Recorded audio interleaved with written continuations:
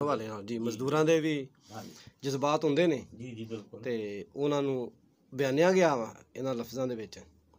ਜ਼ਖਮਾਂ ਦੇ ਨਾਲ ਚੂਰ ਵੇ ਲੋਕੋ, ਜ਼ਖਮਾਂ ਦੇ ਨਾਲ ਚੂਰ ਵੇ ਲੋਕੋ, ਅੱਜ ਵੀ ਇਹ ਮਜ਼ਦੂਰ ਵੇ ਲੋਕੋ।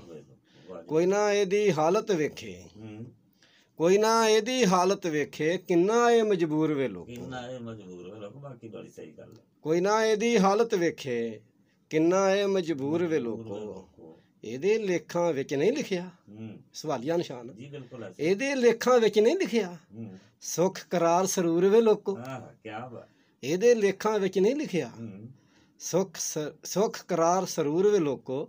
ਵੱਡਿਆਂ ਲੋਕਾਂ ਖੋਹ ਲਿਆ ਇਹਦਾ, ਵੱਡੇ ਲੋਕਾਂ ਖੋਹ ਲਿਆ ਇੱਥੋਂ ਇਹਦੀ ਅੱਖ ਦਾ ਨੂਰ ਵੇ ਲੋਕੋ।